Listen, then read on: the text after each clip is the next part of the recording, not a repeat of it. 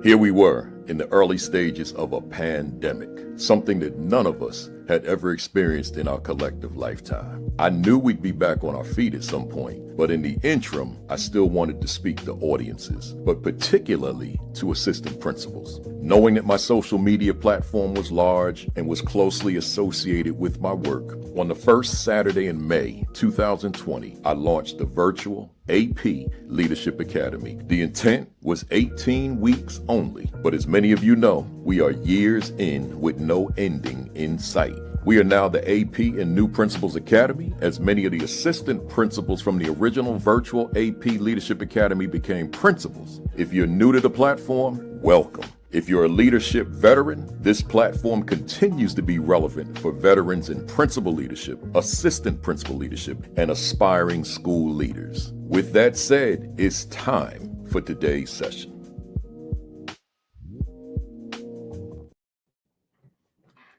And we are live. Good morning. Good morning, good morning, good morning.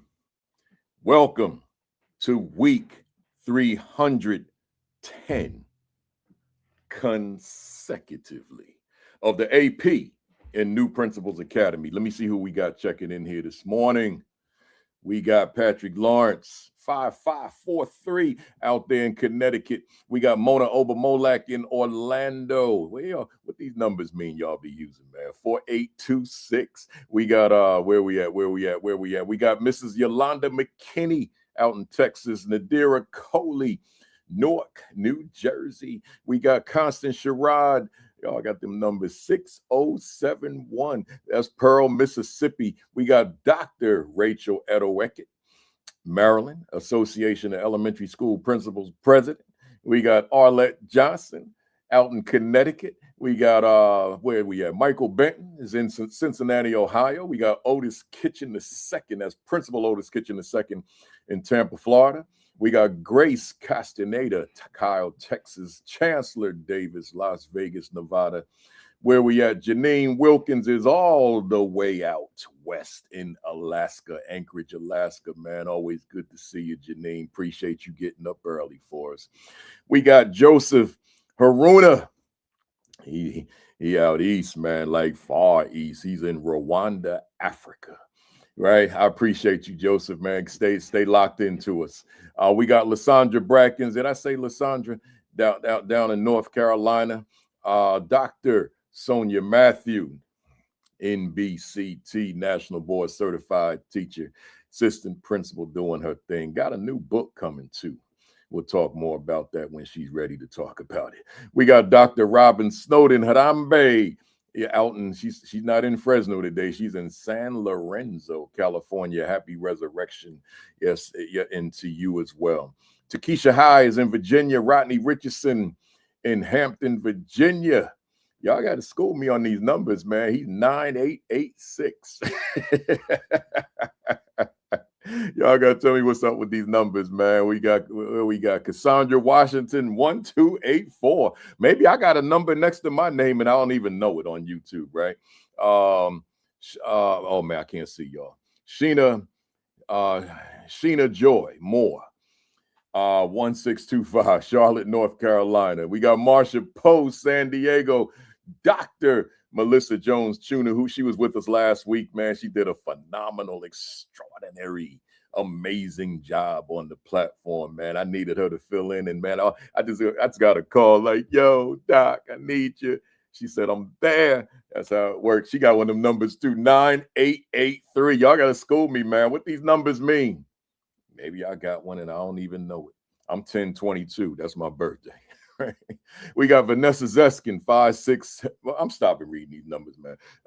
We got Joy, Stacy Joy, out in Los Angeles, California. Dr. Rella Hicks is in Augusta, Georgia. Where we at? 4A for Arizona Teach, right? Is Phoenix. She said, Phoenix, stand up. Yeah, we got big games today. She said, go Arizona Wildcats. I'm going with Michigan on that game, right? We got Dr.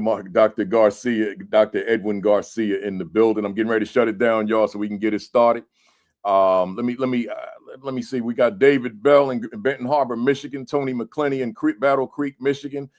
I don't know if y'all University of Michigan fans, but I'm rooting for Michigan in that game for sure. Where we at? Let me end it, y'all. I see the queen of the castle. I got to do it like this. The castle. Yeah, like that, y'all. Kimberly Broad and Kafele in the building. Let's get it started, y'all. Let me say to everybody now formally, good morning to you. Greetings. Welcome to week 310. Consecutively, I got to say that, y'all. Okay, consecutively. Of the AP in New Principals Academy, man. Hey, y'all, how you feeling? How you feeling? How you feeling? I'm feeling good, man. I'm feeling good. I'm feeling good. You know, I'm smiling, man. I ain't gonna say nothing. I'm feeling good. I ain't getting into it. Let me see.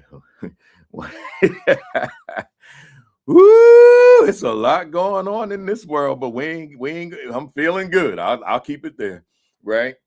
Hey, y'all, what were your wins last week? Some of y'all were off spring break, but you may have still had a win. What were your wins last week, right? That's an important question. I ask it every Saturday. It's an important question.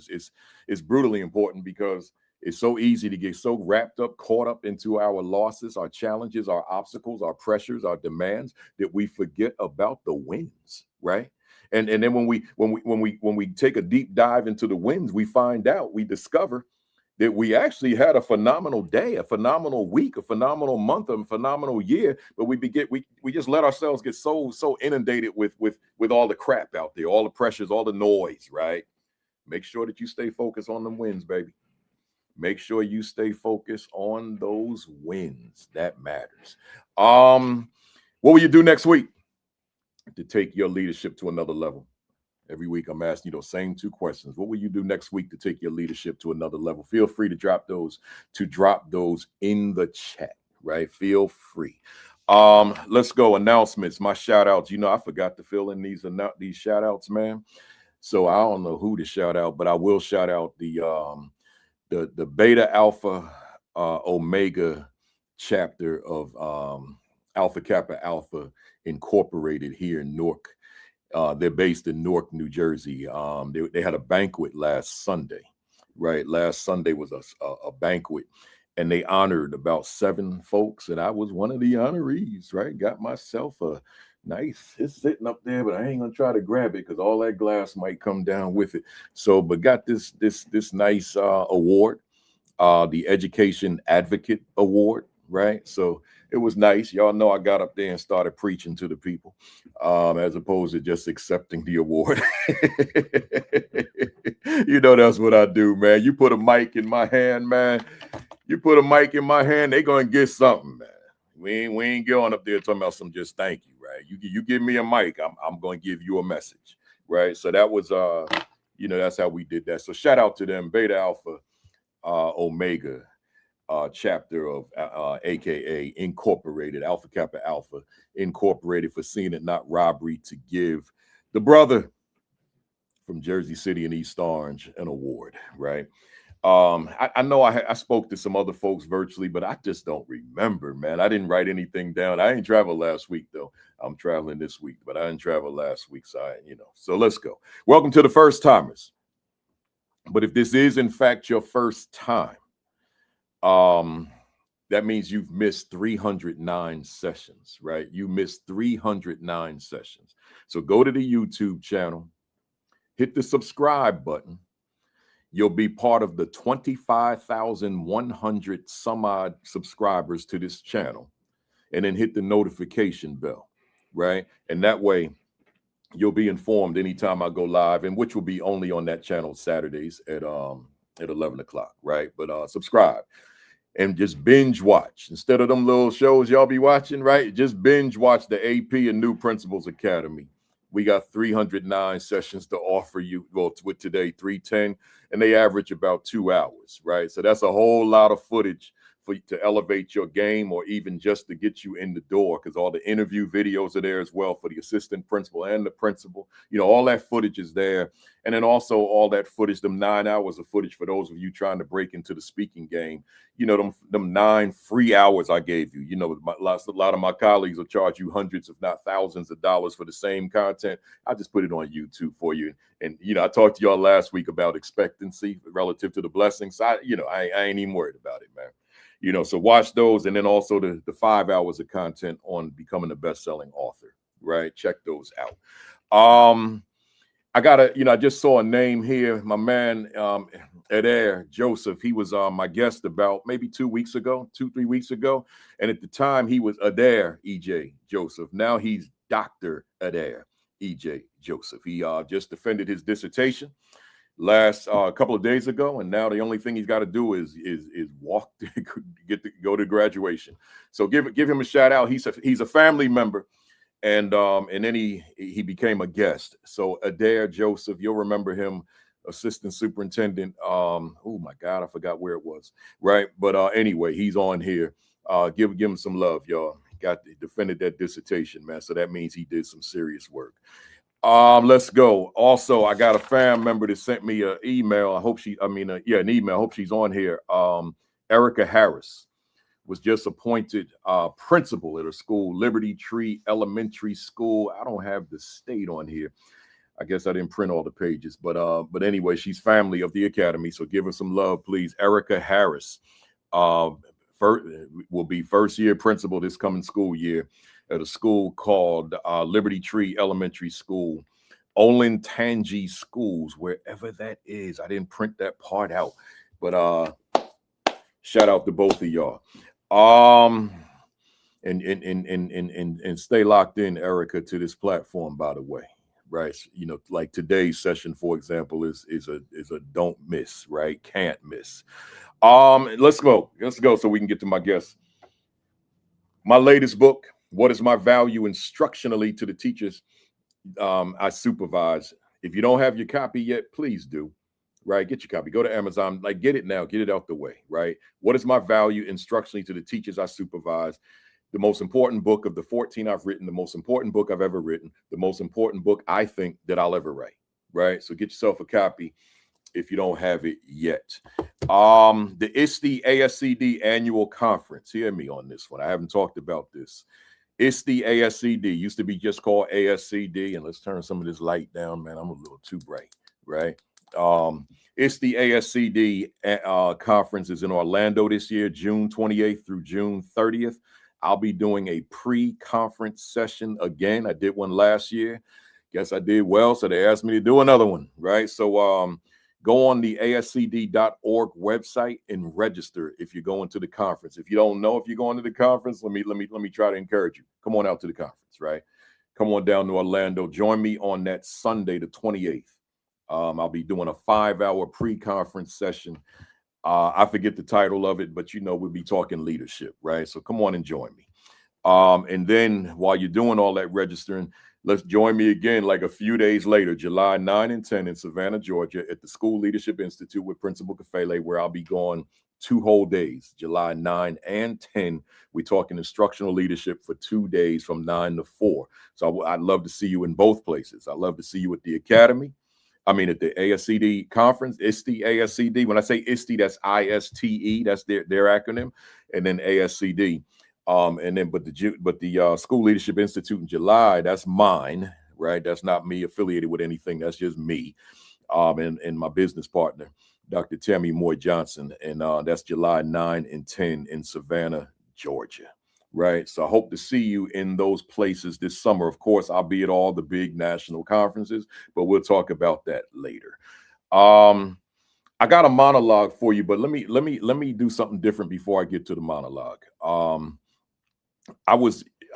You all know I wear Negro League jerseys throughout the year on Saturdays. That's the brand as far as what I wear. And then I wear the T-shirts of the Negro Leagues in the summer, or the polo shirts, whatever it is, right? But today, April is Jackie Robinson month, right? So I wear all Jackie Robinson. in the month of April. So someone may be looking at this and saying, well, I think that KC stands for Kansas City. What's that got to do with Jackie Robinson? Well, Jackie Robinson played in the Negro Leagues 1 year only, 5 months at that, in 1945. And then after 1940, well, during his season in with the Kansas City Monarchs in 1945, Branch Rickey was scouting him, right, and others from the Dodger organization. So when they saw him and saw his 375 batting average, they knew that was the guy. So, but they had to determine if he had the temperament, the mentality to withstand the racism, which was surely to follow if they selected him to come to join the Dodgers. So, because it's arguably, they say Jackie Robinson wasn't even the best player on the team. You had Satchel Paige on that team. You had Buck O'Neil on that team. You had some very great players, Hall of Famers on that team. But they felt that he could endure, he could withstand the racism that was going to accompany him to the Brooklyn Dodgers, right? So hence, he was the one that went on first. Others followed, including the names I just gave you. But here's the thing. So I'm wearing his uniform. I'll be wearing his Montreal uniform next week, which was the minor league team. Then I'll wear his Dodgers uniform for the next 2 weeks, and that'll round out the month. But here's the thing. And why April? Because that's when he started, in April. I think it was April 15th, right? It's Jackie Robinson Day. So, but here's the thing that I said I want to do something before the monologue, y'all.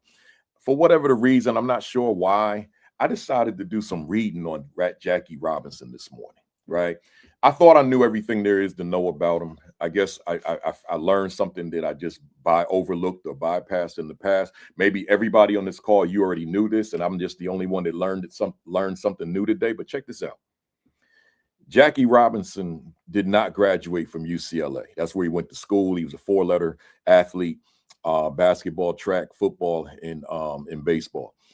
But he left early because he wanted to make money. So he left in 1941. So he did a variety of things, played semi-pro football. He joined the military, and this is where I'm going with this. He joined the military, and in 1944, this is a year before he became a Kansas City Monarch, he was on a military bus, but bus as in BUS, but even the military buses were segregated. Right.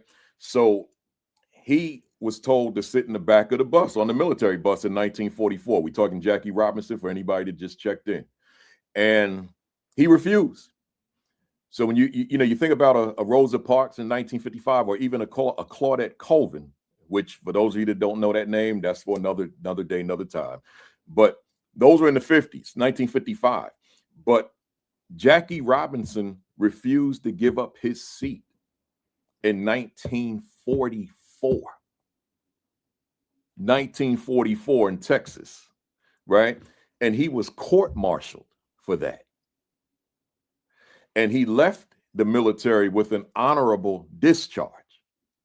But I want you to think about that. I want you to process that. We think about, again, Rosa Parks, Claudette Colvin, and other unsung heroes. But we got Jackie Robinson, who we know who he was as a baseball player, and many of us know who he was as a civil rights activist. But some of us, maybe like myself, didn't realize that he wasn't giving up seats on these segregated buses in 1944, right? So I got to see that movie, Maurice. I haven't seen the movie, so I need to see that. Thanks for dropping that for me, because I'm gonna look it up, right? So yeah, so I wanted to just kind of throw that in terms of to give you even more context. So somebody, matter of fact, let me give you this. He wasn't thinking about playing for the Kansas City Monarchs. What happened was he ran into a former player, a retired player of the Kansas City Monarchs in 1945. And they told him, why don't you reach out to them and try out? I want you to think about it. Now I'm going somewhere that I hadn't planned, right? So Dr. Lewis, stay with me for a minute, man. This happened. The fam on here, they know this is what I do, man. So one thing triggers something else. Now I got to get on my spiritual trip, y'all. Check this out, y'all. Hit that share button, hit that retweet, hit that repost, hit hit that share button. I said that already. Tag somebody, text somebody, call somebody, let them know Kafele on, and he getting ready to go in right now. Listen, Jackie Robinson trying to figure out how to make some money. He did some coaching at a school. Where was that school? In California? No, I don't know where it was. I'm not going to speculate, but he did some coaching of basketball. Right? So he's doing some coaching, but he did a little playing. But he just trying to figure out like what am I going to do next? What am I going to do next? And then this person, this retired athlete that I don't know which one it was, says, why don't you reach out to the Kansas City Monarchs Negro League team, right? And they maybe you can get a tryout. All right. So he goes, he reaches out, they bring him on, he tries out, right? He makes the team. He bats .375. Now, y'all don't hear me. I know I'm getting loud, y'all, because this wasn't my plan, man. This off the dome right now. So he bats. Let me get my freaking bat. So he bats .375. Well, the word got out. And that's when Branch Rickey comes to Kansas City to see him play. In fact, a specific game playing against the Chicago American Giants, another Negro League team, the first one, for that matter. So I want y'all to hear something. This wasn't my plan today, y'all. Imagine that he doesn't run into the retired player of the Kansas City Monarchs. Think about that for a minute. Then the reality of being a Brooklyn Dodger may not happen. So then all the glory that came with the Brooklyn Dodgers, including integration of Major League Baseball, maybe it doesn't happen, particularly with Jackie Robinson. So what am I saying? I'm saying when somebody walks up on you and they whisper something in your ear, sometimes you can't take that for granted. See, sometimes, somebody walk up on you, say, got this and that to say to you, and it's like, all right, and then you move on, and the conversation is forgotten. This man said, let me follow up on what you said.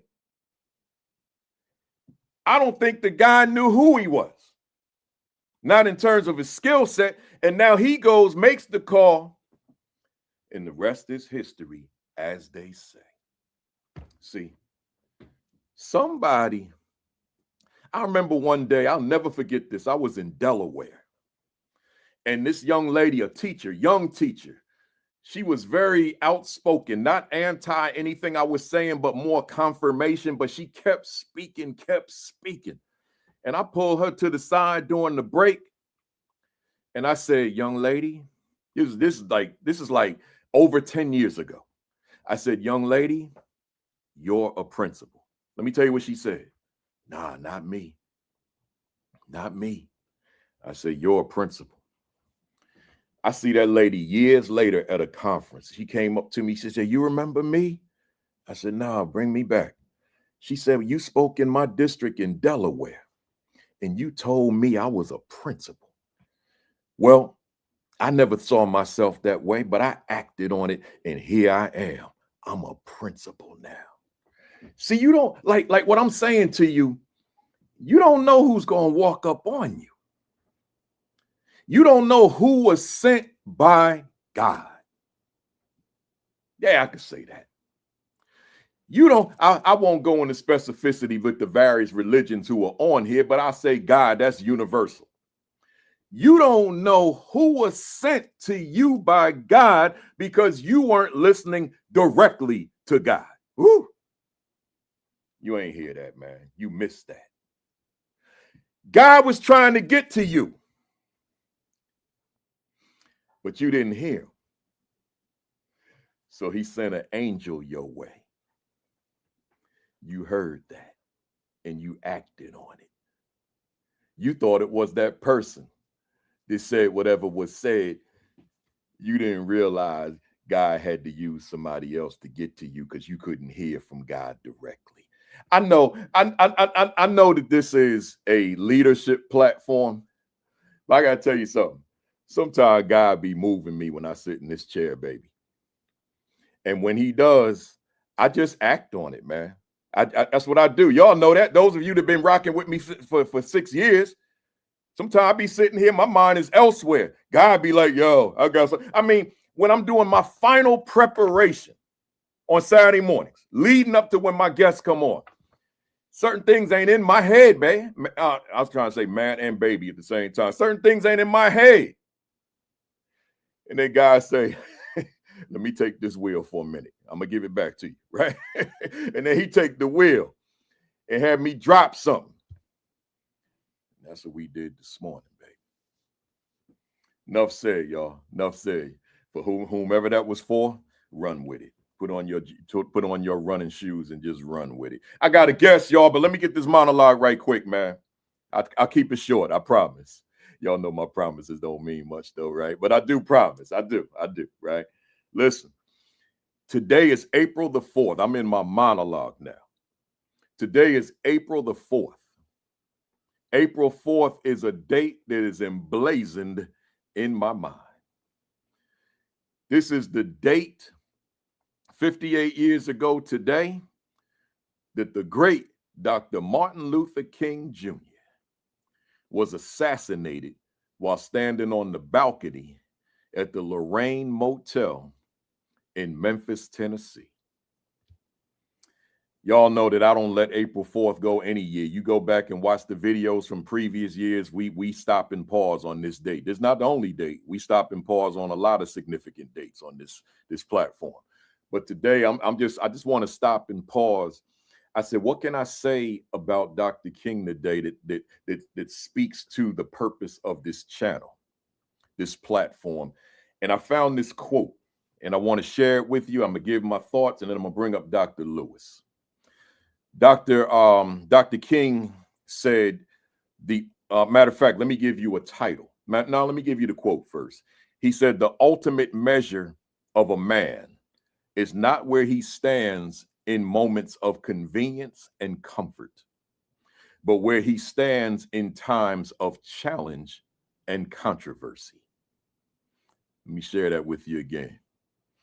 Dr. King said, the ultimate measure of a man is not where he stands in moments of convenience and comfort, but where he stands in times of challenge and controversy. My title for my monologue this morning, where do you stand in times of challenge and controversy? Again, where do you stand in times of challenge and controversy? Let's look at it. You know, you all are principals, you're assistant principals. Some of you are new principals. Some of you are veteran principals. Some of you are aspiring school leaders. Some of you are in central office leadership, but you see the relevance of this platform. Some of you are not even in education, but you said, this platform is relevant for me, so I tune in anyway, right? So wherever you stand, let me say this to you. You have some good days, and you know that. You have some real good days. You have some days when you are walking around, and I'm talking about within your leadership right now. You have days when you are walking around and you are on top of the world.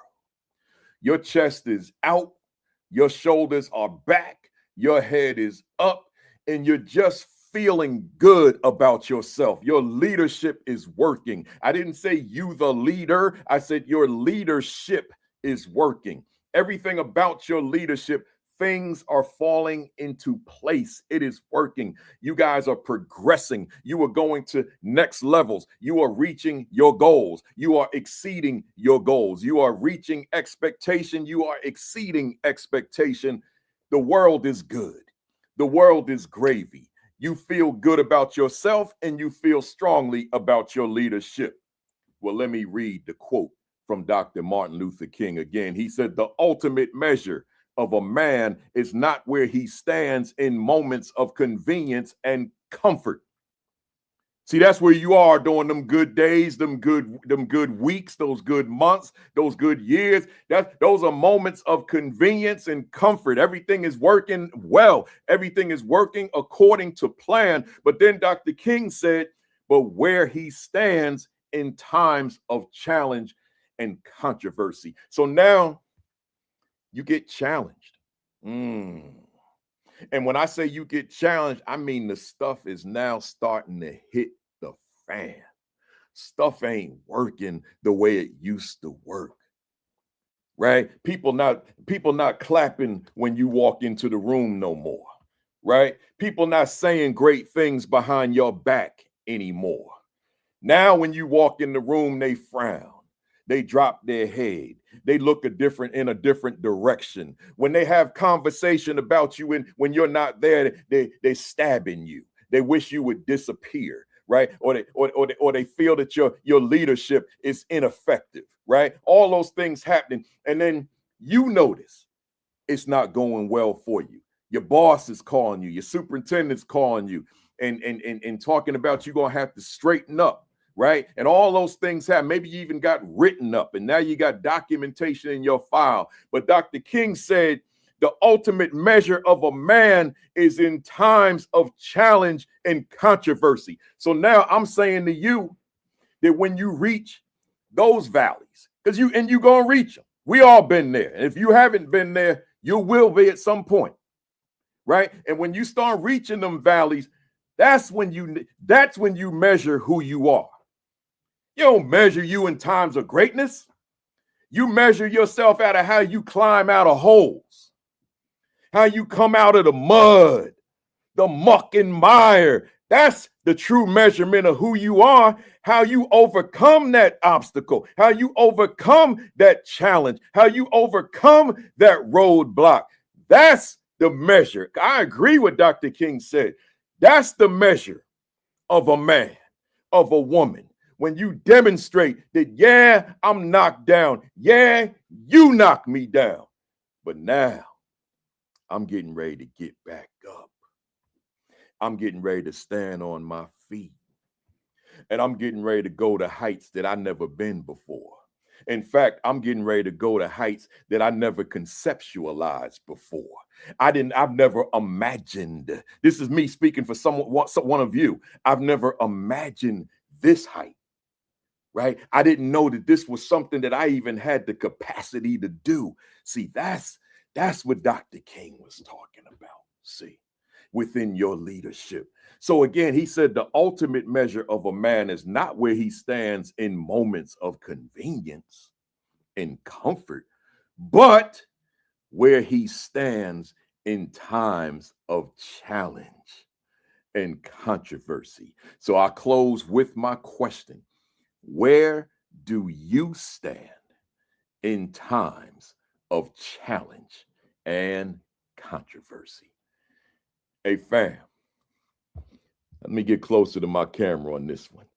When that stuff start hitting the fan and you feeling frustrated and you feeling discouraged, that's not the time to quit. That's the time to elevate. Don't ever forget that. Enough said. I got a guest, and I'm going to shout out my man, Dr. Elford Rawls Dill. I see him on the thread here. That's my president of the New Jersey Alliance of Black School Educators, where I serve as the president-elect. And my man, Robert Patrick, is on the call. That's my dog. We go back to second grade. That's still my boy, right? That's still my man. We old now. I'm 65 and he getting ready to turn 66 in a few days, right? So we still rocking since second grade. So I had to shout the two of them out. Let me get my guest up here, but let me adjust my screen right quick, y'all, so that we can get this right. Let me do this right. Let me do this right.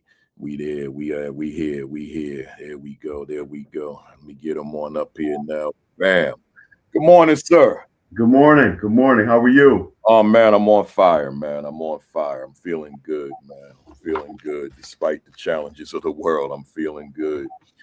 Hey, y'all, I'm going to read Dr. Lewis's bio, but welcome Dr. Damon Lewis to the platform.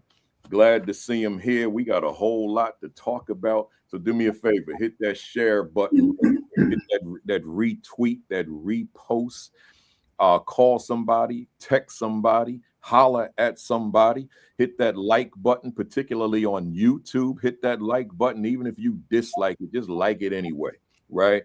But for those that don't know, we're on Facebook at Principal Kafele. We're on LinkedIn at Principal Kafele. We're on Twitter at Principal Kafele. But I always try to steer y'all over to YouTube. That way I could put a little of this high price gasoline in my tank, right? So I get a couple dollars from YouTube, not enough to fill the tank, but enough to get myself a half tank. So when you go to YouTube, I always feel better. Let's go. I got Dr. Damon Lewis in the building, and let me read this bio. This is the short version. His real bio is about 3 pages long, right? But this is the short version.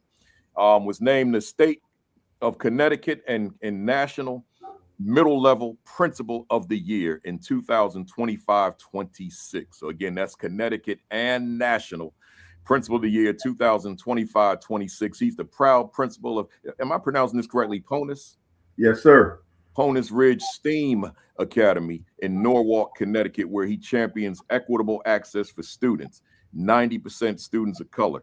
He believes that access to advanced programming and elective courses that focus on technology, critical thinking, and effective communication are keys to changing the life trajectory of students, while focusing on access for all with deliberate systems and structures. Dr. Lewis has also stressed the importance of attending school on a consistent basis that has resulted in chronic absenteeism data that hovers around 8%, which I think came from 31%, if I'm not mistaken. Yes, yeah. Sir.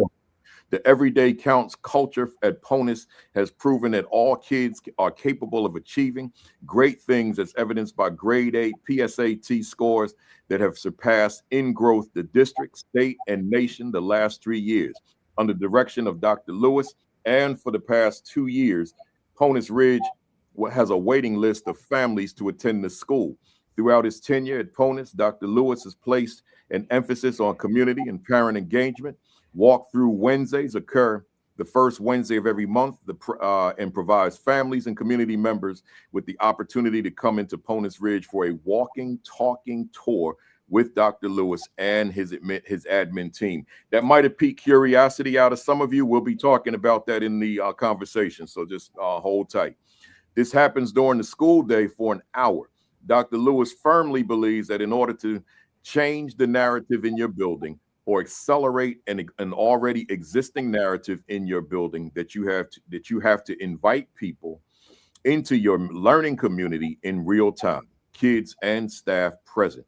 Dr. Lewis also hosts a monthly meeting with Spanish-speaking families. The meeting is conducted in all Spanish and invites people from local agencies to discuss specific resources in the community. Strong stuff. Hey, fam out there, we ready to jump into it. Get your notepad out, man. We're gonna talk about a lot of stuff. Hey, Doc, let's talk about you for a little while before we get into some other aspects. Looking at your total life, let's compartmentalize it into just your leadership life. And as a leader, who is Dr. Damon Lewis? Dr. Damon Lewis, good morning, Principal Kafele, and everyone watching and listening. I greatly appreciate this platform to talk about Ponus Ridge STEAM Academy and leadership. Dr. Lewis, as a leader, is someone who's truly invested in their core values. I let my core values make decisions on a lot of important things in our learning community, and I'm a firm believer that your core values don't ever change. It's your core values. I always say your core values are your core values, that your core values are the same at home, at work, and in your community. And if your core values tend to change, then you're being truly disingenuous. So I base my leadership with a lot of core values and finding what works for people, what works for me, what works best for our learning community, and being extremely, extremely deliberate and intentional about systems and structures and building capacity in others so all kids have the ability to improve their life trajectory. I love that, and as the fam on here knows, sometime I'll take an answer and turn it into the whole session. So I'm gonna try not to do that, or I should say a response and turn it into a whole session. But that just that core values, that's a whole session, right? And particularly how you said if it's shifting and carrying on, then maybe you being disingenuous, right? My core values are my core values, and who I was in terms of my value, my core values and my core beliefs. When I started in 1988 as a teacher in Brooklyn, New York City, and here we are in 2026, my core values and my core beliefs, they are the same. They haven't evolved.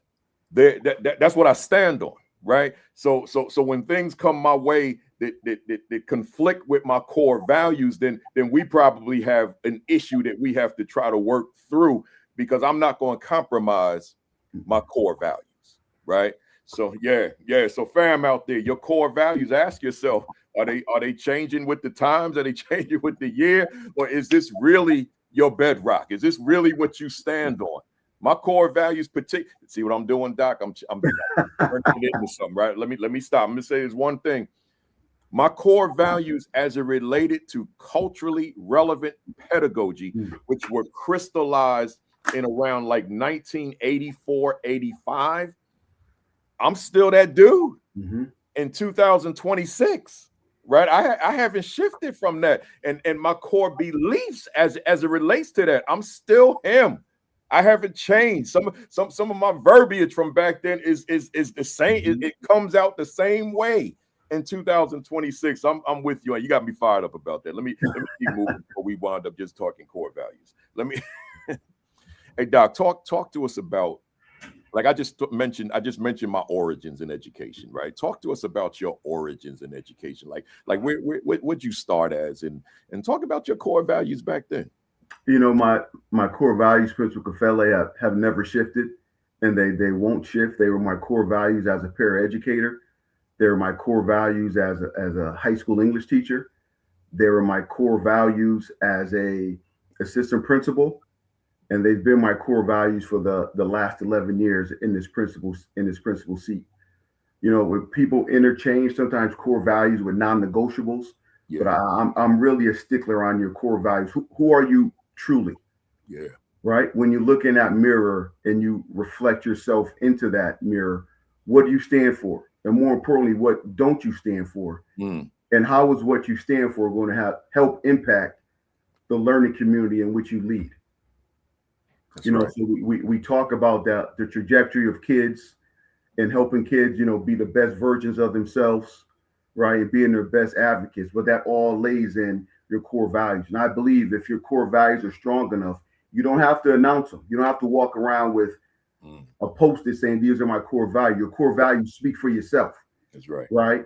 And if your core values are strong enough, your core values are somehow, some way going to bleed into every single facet of your organization and of your learning community.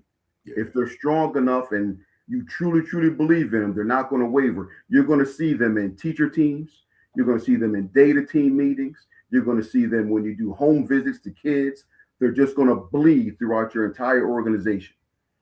Love it. So in terms of, did you start off as a teacher, right? So a paraeducator, actually as a paraeducator. Oh wow. Yes. Talk to us about that. I started off as a paraeducator at my former high school. So I graduated from Harding High School in Bridgeport, Connecticut, large urban high school I graduated from.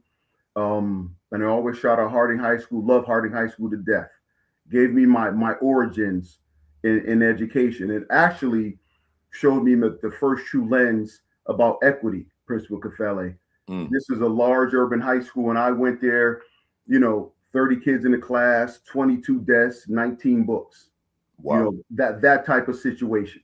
Wow. And it taught me a lot of things about resiliency and perseverance and just finding a way to get it done and just making no excuses, because no one's going to come save us. Yeah. We've got to do it on our own in a way, in a systematic structure that helps us become better individuals and better people. Yeah. So I graduated from college and I went right back to Harding, my high school, and I became a paraeducator. And then I became a high school English teacher. And then after being in urban environments my whole life, I wanted to see something different. I want to experience something else. So I go back to school and get a second master's degree in school counseling.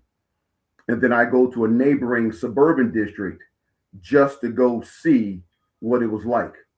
Right. And I was the only African American on staff in that building as a school counselor. So I did that for 5 years. And then I applied for the assistant principal position at Poland Ridge STEAM Academy. And here I am. 15 years later, I'm in this leadership seat and I love it. Absolutely love it. Wow. Wow. You know, so what was it? What was it about the principalship when you were not there yet? You're teaching. What was it about the principalship that you said, I think I want to do that? You know what? It was being in the classroom and working with students and scaling what you're doing in the classroom. And I'm seeing that the impact that I'm making on the 84 to 100 students that I had. And I said, if I can make this impact in the classroom, imagine if I was in a leadership position where my core values, my leadership, my ability to lead, right, and empower other people to lead could be scaled to an entire building. You know, oftentimes in leadership, you don't think about being a leader. Someone has to like tap you on the shoulder and say, you know what, I think you'd be good at this, like you did with the young lady at the conference that you talked about previously. You know, so I had a few people tap my shoulder and say, you know, you should go into leadership, Damon. I think you'd make a huge impact, especially here at Harding High School, where you went here, the population that you served. So I went into it and I've never looked back. Love it, love it, love it.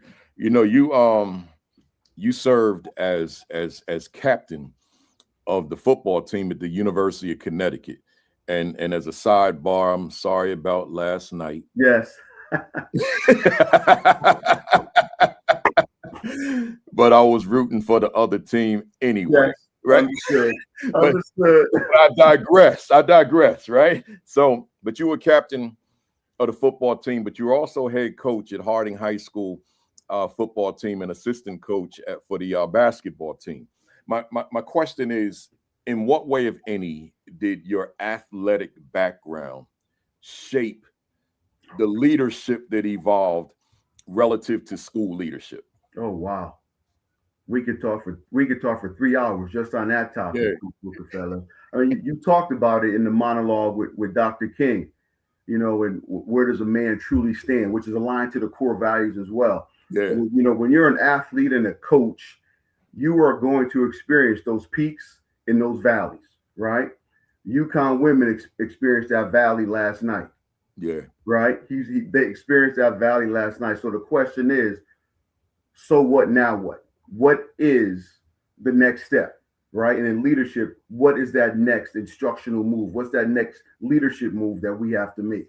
So the lessons that I learned as an athlete, as a student athlete, and as a coach, you know, persevering, being resilient, being able to align those tough time practices to when things just aren't going your way. Right. We're used to getting knocked down, but we've got to stand back up. You know, as a football player specifically, you get knocked down, you've got to get up. Right. You have a bad round of data in your building. It's so what now? What steps are we going to make? And I always say, you know, data doesn't place blame ever. We don't ever place blame with data. We just guide what are our next steps we're going to do instructionally.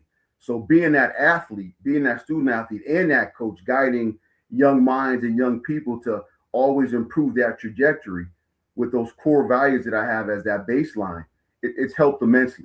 I can't help it enough. I wouldn't be in the position I am if I didn't play football and basketball and also coach. Just the lessons learned. Yeah. You know, see with me, I'm a former athlete, but that's many moons ago. Mm-hmm. But I watch a heck of a lot of sports. Mm-hmm. And when I watch sports, I'm not necessarily looking at it through the lens of a fan or even a former athlete, but I'm looking at it through the lens of a school leader. Because I'm seeing things that I would think that maybe the average fan wouldn't see. So I'm looking at it through that lens, and then I'm able to use it to inform, particularly when I was the principal, but even still as a presenter and as a consultant, to inform my practice in the realm that I find myself in now. Because as you know, as a former athlete, probably still an athlete, there's so many lessons in the athletics. There's so many lessons in the coaching. Like everybody right now that's in this work, particularly, a lot of African Americans that I know, there's a lot of commentary on social media last night and this morning relative to what happened between the two coaches, right? So and I'm not going to get into that here. If you want to, you can, but I'm not going to initiate it.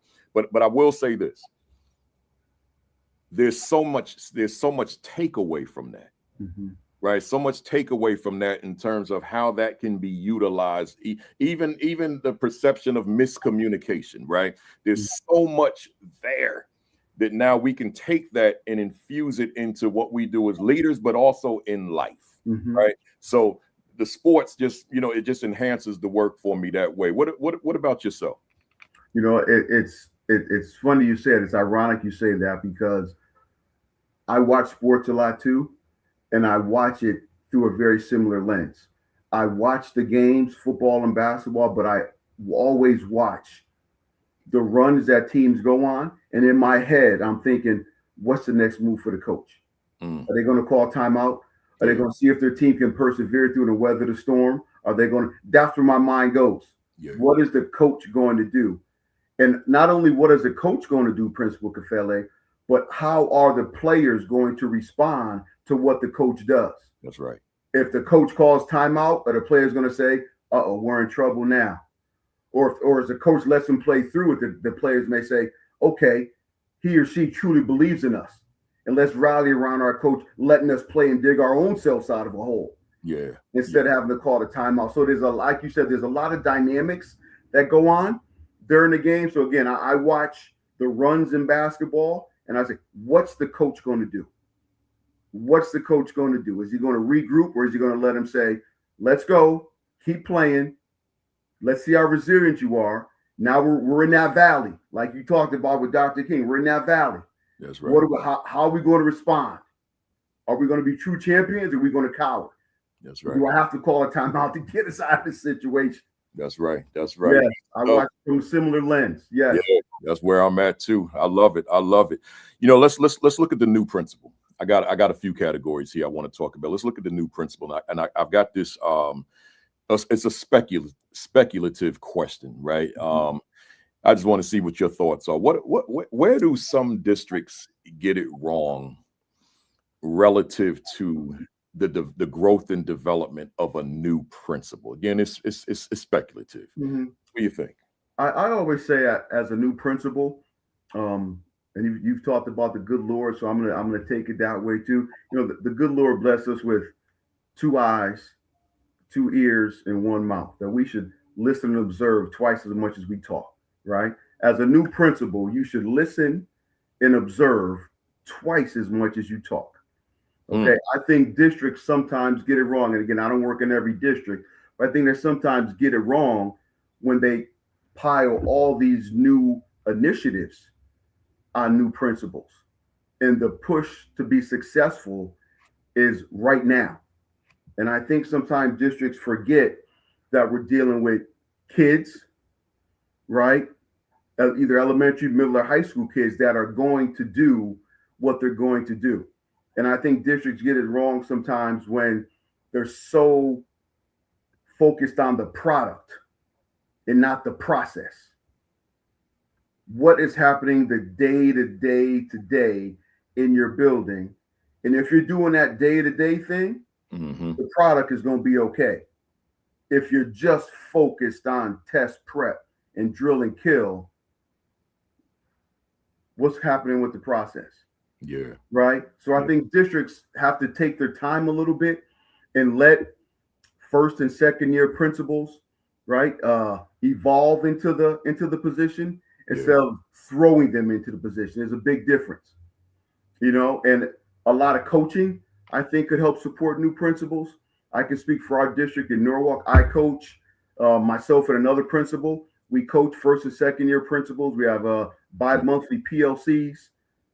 right? Where we set an agenda, we let them, involve themselves in the agenda, and we meet with them in our respective buildings. And we talk about, we celebrate the small wins like you talked about, but we also talk about the opportunities to grow. There's one thing I talk about, Principal Kafele, and my staff can attest to this. I don't talk about challenges. We don't use the word challenges. We just, what is your opportunity to grow? Yeah. Grow. Because as soon as you say the word challenge, it sometimes creates a negative connotation. Yeah. Right? But, I'm up against this. No, let's reframe that and say, where can you grow? Yeah. Right. So giving first and second year, maybe third year principals the opportunity to engage in PLCs with more seasoned veteran principals can help ease that a little bit, so that there you can focus more on process. What are your systems and structures? If your systems and structures are deliberate and intentional about teaching and learning and culture and climate, then the product is going to be fine. But there's got to be more time spent in the interim. Yeah. You said so much there. Let's go to what you said about systems and structures. And I just want to throw a question at the fam who are out there viewing, whether they be commenters or folks who are just viewing without leaving comments. I'm gonna hold up my mirror on this one. Let me clean it off a little bit. Hold up my mirror on this one. Hey, fam out there, what is it about your systems and structures? Do they exist? Or are you just in there trying to survive? Right. And I'm particularly talking to the newer people, because we're in this season now of April, and school for many of you is going to be out in May. So this is almost survival time, right? And are you going through your final stages of the year trying to survive, or are there systems and structures that allow you to fly, right? Allow you to soar, right? So I'm going off script on this one, Doc, and talk to the new folks out there, because I know that that's what this platform is for, veterans, but we know that the new folks are who I'm really targeting. Talk to the folks from your vantage point about, how do I create systems? How do I create structures? Like what does that look like? Because let me show you what someone just wrote. Surviving. There's my point. So how do we create these structures and systems and structures? And I'm thinking about the broader staff versus the leader, so that I'm not just surviving, but we're soaring. Floor is yours. You know what? It's almost like the PDSA, cycle and instruction, and plan, do, study, act. You have to look at your already existing systems and structures. What do you already have in place? Then you have to ask yourself, you have to look in that mirror, Principal Kafele, and say, does it need to be tweaked? Does it need to be adjusted? Do we need to reassess? And you make that decision based on data. You look at, I don't know, we have a system in our building. We have a system in which kids use the restroom. Right? We have a system, so you sign up electronically, you have an electronic pass. And if you look at other systems in place, if you don't have any systems, you have to get them in place, because it's going to be tough sledding, and it's going to be surviving, as one member just wrote in the chat. So you have to build capacity in other people, because you can't do everything, and capacity building is a total another conversation for another time. But you have to look at the systems and structures you have that are already existing, and you have to constantly assess and reassess and tweak and adjust to make sure they're meeting the needs of your learning community. And again, you can't do it all. You may have grade level leads. You may have department chairs. You may have, assistant principals, obviously. But you have to make sure that everyone is on board, that capacity has been built, and you have to be able to identify and be deliberate and intentional, about what those systems and structures are and how they're meeting the needs of your ever-changing population in your building. Because a system in 2025 may not be relevant in 2026. That's right. Yeah, I love it. I'm thinking about a new principal comes in, and depending on the district, what's in place, who's my supervisor, who are my mentors, can have implications on who I become as leader, right? From your vantage point, and this could go on all day. Just give me a few. What are your non-negotiables for new principal success? First year, first through third year. What are your non-negotiables for their success? Very first one, you have to set expectations high. That's a non-negotiable. For yourself or for the school? For both, but specifically for the school. If you set expectations high for the school, again, you've got to look in that mirror and you've got to set those expectations high for yourself. Because if you're expecting the school to do this, you can't expect yourself to do this. You've got to match that energy or exceed that energy in your learning community. That's the first thing. I think, as I said previously, you have to listen twice as much as you talk. When I first became a principal, I talked to community members, I talked to paraeducators, I talked to custodians in the building. I went and I visited all the local churches that fed into my school.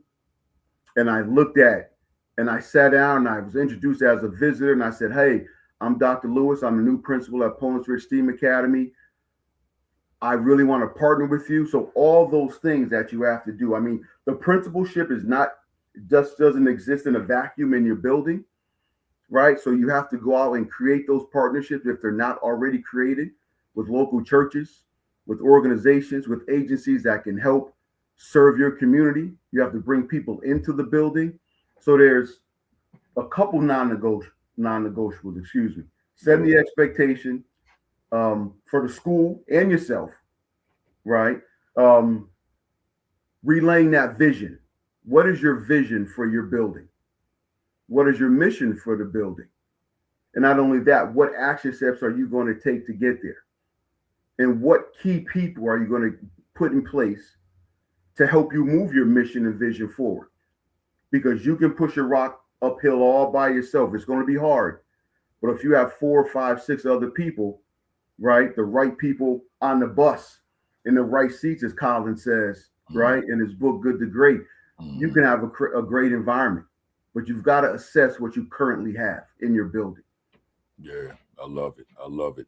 Hey, fam out there, hit that share button, retweet, repost, text somebody, call somebody, holler at somebody, let them know we are here. Hit that like button, hit that like button, hit that like button. You know, Dr. Lewis, staying with the new principal for a little while longer. It's easy for a new principal to become so inundated with just the pressure of being this new principal that I forget that I've got human capital all around me. So I'm not leaning on anybody. I'm not engaging them in decision making. I'm just doing, probably burning out, probably becoming frustrated, probably becoming discouraged. So my question to you, what would be your words to that new principal toward engaging staff when possible on making decisions, particularly in those areas that are building level decisions? That's a great question. Those building level decisions, and I've talked briefly about who you surround yourself with in your building and building specific capacity in other leaders other than yourself, right? Whether it's your IoT or your data team or what have you. It is just, I can't stress it enough how important it is to engage people in the tasks that need to be done in your school building. And I'll give you an example. I've always been one, Principal Kafele, to not stick with the status quo. I've always been one to kind of push the envelope. So I've always talked about and presented our school demographics when we talk to new principals. When we talk to new principals and new teachers, right? And so the mood and the atmosphere that I create around, we have to do something differently for our kids because our kids need experiences that other kids don't have. And taking that engagement piece and then pushing it forward to the people who I've built capacity with. Okay, so the first faculty meeting of the year, right? Only the first faculty meeting of the year, because all of our other faculty meetings are mini PD sessions. The first faculty meeting of the year, I truly go in about what our school is, what our school is not, what our core values and non-negotiables are as a building. And if you are going to work in this building, I'm glad you named this conversation Real Talk. If you are going to work in this building that is 90% students of color, 75% free and reduced lunch, we have to be on the same page. I talk a lot about cultural competence, which I'll talk about later, but it's a message that has to go across that first day so people know what they're quote unquote in for and what they signed up for. Yeah. So that message, again, has to permeate your leadership team and your organization of professionals, paraeducators, and what have you, so they share the same mission and vision as you. I know it's easier said than done, but it's something that has to be done as a first-year principal. You have to lay it out on the line and be deliberate and intentional. Deliberate and intentional. You know, I want to, as a sidebar, I want to put something up that I just had up, but I wanted you to see it if you missed it. Okay. Charlena Howdy said today's a special gifted day. Our guest, Dr. Lewis, has a portrait of Dr. King Jr. giving his most famous speech on the wall. Dr. King on the left, Dr. Lewis on the right of our screen. So I thought that was telling. Thank you. Yeah, I noticed it myself, and but I it was good that she highlighted that. Good stuff. Thank you, Charlena. Let's go. So overwhelming for a new principal, and I get to hear it up front because I get a lot of inboxes from folks, a heck of a lot, which I welcome. But overwhelmingness is real for a new administrator, in this case, a new principal. What might be some measures to avoid it? Avoid being overwhelmed. You know what we always say in there. That's a great question. All these are great questions. Appreciate it. I think I know that you have to prioritize. You've got to be not only solution oriented as a first year principal or new principal, but you've got to be priority oriented as well. Because it's easy if we say if you have 10 priorities, you've got no priorities. Our first goal, our first priority as a new principal is to keep kids and staff members physically safe and psychologically safe. That's our number one goal. If you look at Maslow's hierarchy, that's the base, that's the bottom level. If we keep kids and staff safe, physically and psychologically, that's a win right there. So that should be number one. And number 1A, right? After being a psychological leader and a physical leader, you've got to be an instructional leader. That is if the kids are safe and the kids are fed via a free breakfast program, they're safe and they're fed, and you've got support staff or counselors and social workers, if all that is good, and that goes back to systems and structures. If you have that, then you've got to be an instructional leader 1A. And that is not wasting time and getting caught up, because it's easy, Principal Kafele, you know it. It's easy to get caught up in the minutia. Yeah. The day to day. Yeah. The bus was late. Listen, we've got to get into classrooms to see what the T&L process, the teaching and learning process looks like. What does it look like for kids? What are teachers doing? What are kids doing? So to answer your question, it's you have to prioritize. And we say in our building, make the thing the thing. The thing is instructional leadership. Make the thing the thing. I mean, it's easy to sit in your office and get caught up with, again, the bus being late, the security guard may be late, something may have happened here. But once that bell rings, and I'll say this, it's funny, we don't have any bells in our school. That's no bells. Kids know when to move, staff know when to move them. That's the expectation that's been set. But when that bell rings or when it's time to move, you've got to have that calendar. Say, what's my next move? What class am I going to? Where's the data leading me? What's my next step as an instructional leader? Now knowing that breakfast is over, the kids ate, the hallways are clear. If the hallways are clear, which they are, kids are in classrooms. Now let's go see where the magic happens. Wow. Wow. You can't get caught up in the minutia. It's so easy to get caught up in the day-to-day. We can't forget that our main focus is moving kids and improving their lifestyle. I want to repeat for the fam out there. Dr. Lewis said no bells, y'all. You know, and I know that someone might be thinking, how is that possible? And the others, you may have seen that before. I've had opportunity because of the volume of schools that I'm in. I've had opportunity to see that, and it works, right? But no bells, and we're talking about a middle school, y'all. Middle school, you know, and you know, I worked elementary, middle, and high, and the biggest challenge for me was always middle. You know, and particularly grade 7. That was my biggest challenge in all. From K-12, right? Grade 7, but we got through it, right? But that, you know, think about that. No bells, right? It's doable. But you know, there was something else you said right when you started on that particular answer, and I couldn't let it go. I wanted to revisit it. You said if you have 10 priorities, you have no priorities. I need you to break that one down. Yeah. You know, I understand it, but I want to make sure that somebody knew they may have missed that. They may have missed it. You know what? I'll go back and I'll break it down, but it's truly analogous to all the different initiatives that we get, right? From central office, in our building, new reading initiative, new math initiative, but guess what? We have one initiative in our building, Principal Kafele. And that one initiative is continuous improvement. That's it.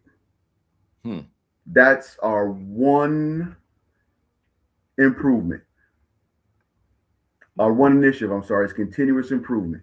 So can you rephrase that question again? I'm sorry. I got stuck on continuous improvement. That's my wheelhouse. Yeah. No, that's that. Are you asking me to rephrase? I'm asking you, yes.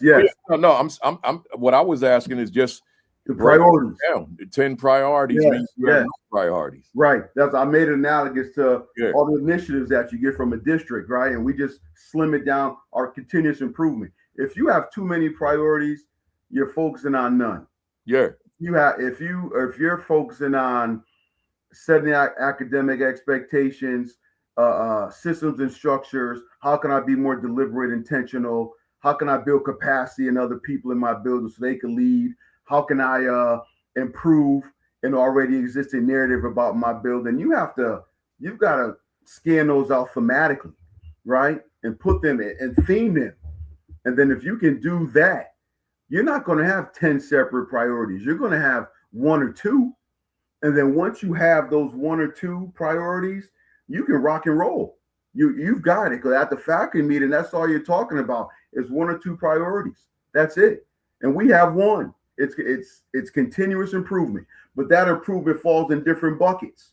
Yeah. So it's how it's framed, right? It's how it's framed, but it's one initiative, and that's to continuously improve kids and their stake in life. And I'll say it again. It's my building is 90% students of color, and I'm glad again that the title is Real Talk. It's 90% students of color. When I have the opportunity to speak, Principal Kafele, I always talk about, and I always start with, when you hear the demographics of a school that's 90% students of color and 70% free and reduced lunch, what do you think about? And I have them turn and talk for about a minute or two. And I say, listen, this is going to be a real conversation. And they start saying everything that is stereotypically said when you hear those demographics. Low achievement, chronic absenteeism, parents not involved, incarcerated parent, drug addicted parent, gang related, all the things that we hear. And I say that's good to hear, because in our school, we've taken that and we've kind of debunked everything. Yeah. Wow. because we just live in this continuous improvement bucket and not making excuses about what your race is, what your ethnicity is. If you live with a mom, dad, grandmother, sister, you live in the projects or public housing, it doesn't matter. In our building, we're going to hold you to a standard. But it all falls under continuous improvement and doing what's best for kids and improving their trajectory. Love it, love it. You know, and to the fam out there, you got priorities, but then you may have tasks. You may have certain goals, right? You may have certain checklists of things you want to do, but those may not be priorities. You know, so you want to make that distinction in terms of just how you move throughout your day. That there's certain things. This is my like for me, like as you said, instructional leadership is a priority. Right. But then there's some other lesser things. There are things I got to do. They may be a goal of mine, but they may not be my priority. Right. Good. I love everything you said there. You know, I had to keep Dennis. I'm gonna try to pronounce his whole name, Percival Quaco, on the screen because he said Happy Easter to all. Greetings from Ghana, your ancestral home. Man, that's I appreciate you, Dennis, man, especially if you are in Ghana right now, which according to how you wrote that, you must be. So if we're reaching all the way to Ghana, and I know we're in Rwanda, because Joseph is on here as well, then all I can say is praise God. You know, that's good stuff. So I appreciate you. Let some other folks know too, Dennis, that we're here every Saturday at 11, but they can go to the YouTube channel, AP New Principals Academy, and watch anytime. 24 hours a day. We are right there on the channel. Good stuff. Good stuff. Let's talk about the assistant principal. I got so much stuff I wrote here. I hope we got time to get to all this. We should be good though. Here we go. Let me get my screen back where it was. What is the role of the principal toward the development of the assistant principal? So I guess this question is actually for a principal, maybe a new principal, but it's not limited to a new. It could be a veteran who kind of has overlooked that AP. But what's the role of the principal toward the development of the AP? You know, there is another great question. There is no closer relationship in a school building than the principal and the assistant principal. That's your right-hand person. That is it. You have to build capacity in that assistant principal, and you have to include that assistant principal in 99.9% of the things that you do, because your response and the assistant principal's response have to match. It's almost as if a staff member is talking to one person, whether they're talking to Dr. Lewis or any of the assistants, Mr. Byron, Ms. Brosnan, or our Dean of Students, Ms. Murillo, who were fantastic. I love working with you guys. But that AP and that admin relationship has to be big, which means we as new principals or seasoned principals, we have to include them in all meetings. We have to model for them. We have to coach them.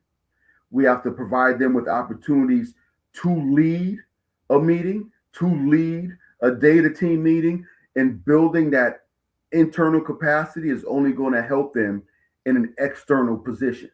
Because the way I work, I groom and work with all of my administrators and prepare them to be principals.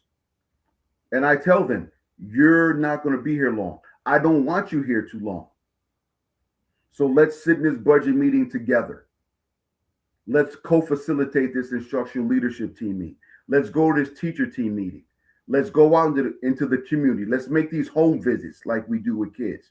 So building that internal capacity and helping and putting your assistant principals and deans or whatever your leadership hierarchy is in your building, putting them in positions to be successful, but coaching them before you put them in their position, right? Because you don't want to set them up for failure or a lack of success, because that's when confidence starts to dwindle.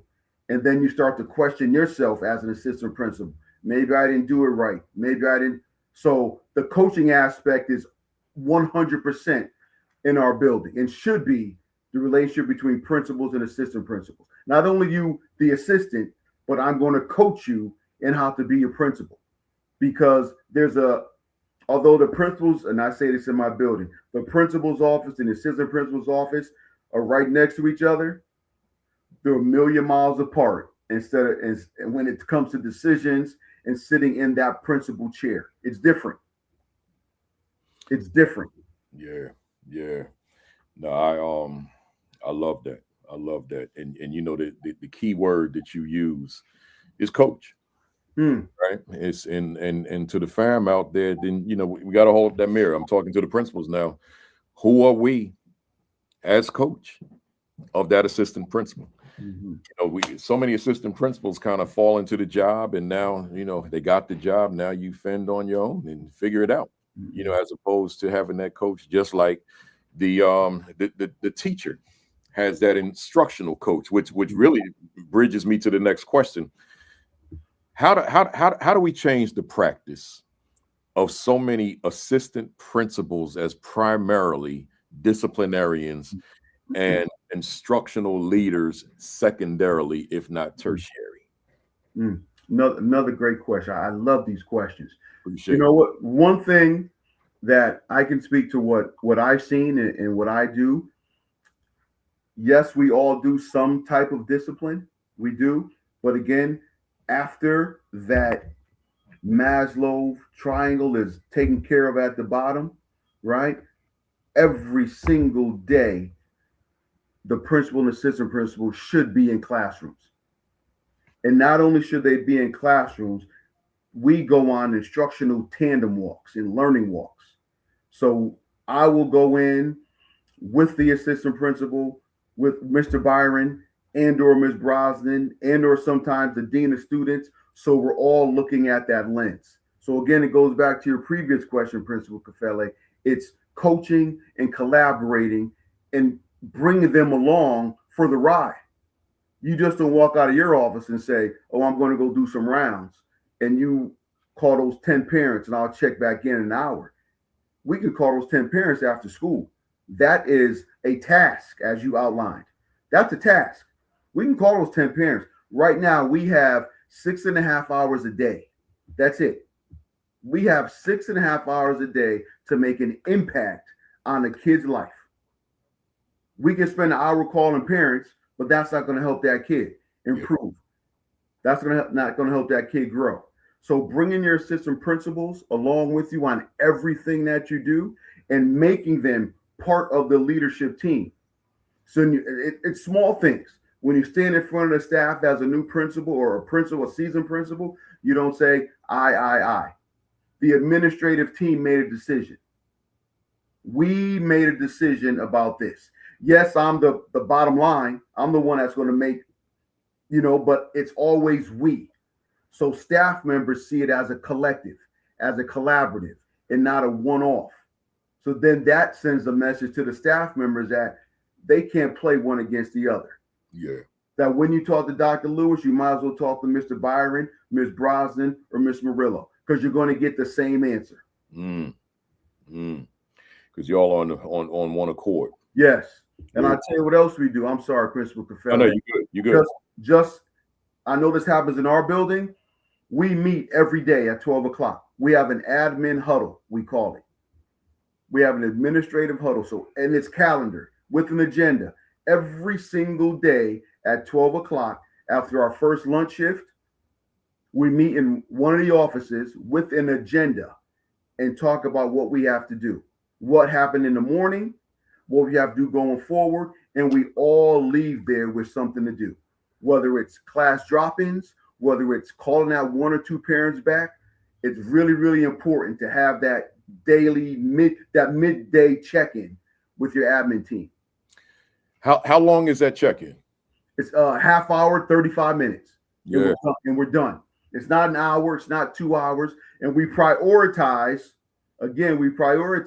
what goes on that agenda. Hey, fam out there, did you hear that? Like midday check-in for half hour, 35 minutes. let's go off my script now, because somebody's saying, Kafele, Lewis, you haven't been in our school. That is not possible based on the prevailing culture of the building. I mean, so I'm speaking for somebody. That sounds lovely. That sounds like something that I would want to do. But for us to leave our post and come together and collaborate for a half hour. So now let me put the ask at you. I'm still that person that I believe is out there in the universe somewhere watching today, or will see this video later. So Doc, tell me, how do I get my school to a point? Like, I know you can't do the workshop, but how do I get my school to a point where we can shut down and come together and have that midday check-in? You know what, you said it earlier in the broadcast. We talked about systems and structures, right? And I cannot emphasize enough how important it is to have the right people orchestrating those systems and structures in a way that they work as if you're not even there. So your systems and structures have to be so clear and be filled with so much clarity that everyone in the building knows, and they do. From 12 o'clock to 12:30, Dr. Lewis and the team, they are not available. They're not available. They're not available. So when there's a knock at my door or a call on the walkie, that's just what I say: not available. And you're here on the other side from, oh yeah, that's right, I'm sorry, Dr. Lewis, you're in the admin meeting. They know. Yeah. They know. So it goes back to, again, you've got the mirror, looking in the mirror and saying, what systems and structures do I need to employ in my building? And what people do I need to put in charge of those systems and structures? Because your systems and structures are only as good as the people who you have orchestrating and facilitating them. You could have the best systems and structures in the world, but if you don't have the right people leading them or facilitating them, you might as well not have a system and structure. So again, it's looking in that mirror, seeing what's already set up, assessing, reassessing, and you have to carve out that time. You have to. It's a must. I'm just embedded in that. I'm hearing the word system. I'm hearing the word structure. And another word I'm hearing is the word culture. So now this becomes just a part of the culture, and it's not just you all that are engaged in this meeting, but the school understands this part of the culture. This is what the leadership does here. I love that, and I think at the core, in terms of someone on the call now that says, I think we would want to evolve that way. Right there at the core of the discussion is the word culture. Right? Does the prevailing culture allow it? And what is it about the prevailing culture that doesn't allow it? And what is it about the prevailing culture that we have to restructure, we have to shift so that we can do things differently? Right? In this case, that midweek check-in. That's powerful stuff. Somebody out there, you gotta run with that one. You gotta run with it. You gotta run with it. You know, we do it every day. It's not a midweek, it's every day. Yeah. I meant to say midday. I know. Yes, sir. Not midweek. Yeah, thanks for clarifying. Yeah. Midday. Yeah, every day. Every day. Yeah. No, I love it. I love it. Let's go. So it's funny how every time I say something, it ties into the next question. So what is an assistant principal to do when the prevailing culture of a school makes it virtually impossible to be an instructional leader? Like, the culture is what it is. You think so here's what the AP will say to me. Kafele, like I'm doing the workshop. This is during the break. They're not going to say it out loud. They're going to come and talk to me privately. Kafele, ain't no way. Excuse me, ain't no way I can get in the rooms on a continual basis. You want me to coach and observe and pre-conference, pre-ops, post-observation, you in a formative matter? I mean, Kafele, that's a lot. The prevailing culture will not allow that. What are your thoughts on how we shift that AP's reality? Mm-hmm. Well, the thing, another thing that we do in our building, we're fully transparent. I don't know, if the AP that comes to you or comes to me and says that, is you have to talk to your principal and you have to talk to yourself because you are actually part of that culture. You are part of that culture. And it talks about systems and structures are set up by the leaders in the building. So a talk with your principal about a true talk, what the prevailing culture is, and outlining some ways and some steps that we can shift this prevailing culture. So then we can be more of an instructional leader and provide what teachers and kids need. So if we look at our prevailing culture, if it's the assistant principal is tied to their desk doing discipline for 4 or 5 hours of the day, and they get into two classrooms at the end of the day from 2 o'clock to 3 o'clock, that's something that has to shift. What system and structures do you have set up that you can reassess the role of that AP and what they're supposed to do as an instructional leader? What other people can you build capacity in to make some of those phone calls home, to do some of that discipline? That organizational piece is something that's really big so our organizations can flourish for kids and staff. But it's again looking in the mirror and looking at your prevailing culture and asking yourself, what is stopping me from being the true instructional leader that I have to be? And if you get a list of 3 or 5 things that are all changeable, that can be changed, you sit down with your principal and whoever else is at the media, if you have another assistant principal, and find out exactly what we can shift and be open and transparent about it, because that's the only way that we're going to improve the outcomes for our kids. Love it, love it, love it, love it. Um, let's talk middle school. Attendance is an important component of the work you do within your leadership capacity, which is evident in the results. Question I ask folks sometimes: What would a student want to walk into your building for? Like in other words, what is it about the experience of being a student in a school led by Dr. Damon Lewis that a student would desire to keep coming back? Mm-hmm. That's another great question. Love it. I think it all starts with the climate in your building. That's A.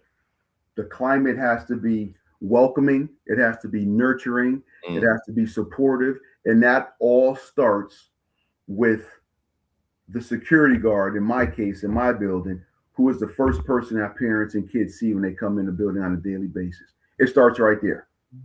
Okay? So a welcoming environment. B, you have to look at what programs are you offering in your building that make your building attractive. Why do kids want to get up in the morning and come to your building, right? So look at programming, look at what's offered, look at what courses you offer, right? Something we did a deep dive a couple years ago, and we looked at our course offerings. And being a STEAM school, we had some, but then I was at a conference and I was listening to other STEAM schools present, and I'm taking notes. And I said, and I called my AP like 5 minutes after that was over, and I said, we got to offer A, B, C, D, and E. So now in our building, we offer Lego robotics, coding, music technology, immersive media, cybersecurity solutions, digital solutions, Wow, advanced art, with the traditional music, the band and chorus and world language, but we offer things that other schools don't offer. And I've always wanted to offer these things because, again, I go back, typically, those courses are not typically provided and given to kids in urban centers. And as a result of that, we have a waiting list to get into our school. So A, if I go back, you want to make your environment as welcoming as possible. And that starts with an audit of, we even went to the lengths of providing a script for secretaries and for security guards. When a parent comes in, good morning or good afternoon, introduce yourself. Yeah. Welcome to Opponents for STEAM Academy. How can I help you today? And even aesthetically, in our lobby, we have flowers and pictures and flyers of the courses that we offer in our 20 plus after school clubs. So focus A on making your learning community more inviting, and then B, take a deep dive and look at what courses are you offering and how are you offering them and how are you going to attract more kids. Now, I just happen to work in an open choice district where kids can come from anywhere in the city of Norwalk, regardless of elementary school. And we've been doing it for 4 or 5 years, and every year we get the highest amount of kids, and then we have right now I have like a 40 family waiting list, and it's all because of, and you made a good point, Principal Kafele, it's the experiences that we offer kids. Yeah, they're different from what other schools offer. Yeah, right. And we're constantly talking about, we are preparing your kids for jobs that haven't been created yet. So the skill sets your kids have to develop are being an effective communicator, being a critical thinker, being a self-directed learner. And all those things are embedded into those courses that we offer. So kids get that for the 6.5 hours after they're in our building.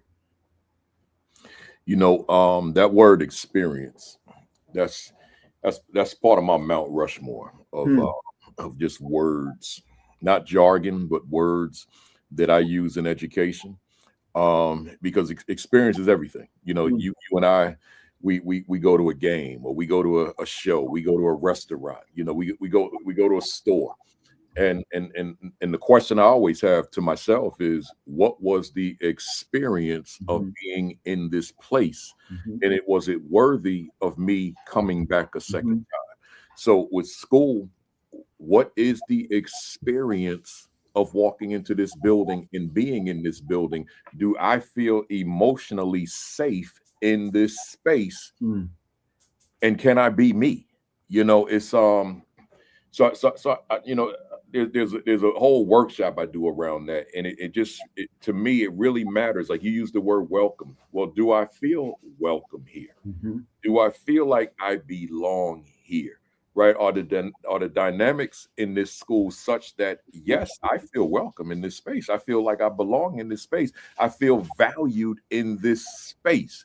So I'm saying, I guess I'm just reinforcing what you said and talking to the fam out there to say, take that word experience and run with it, fam, and ask yourself, what is the experience of being a teacher here?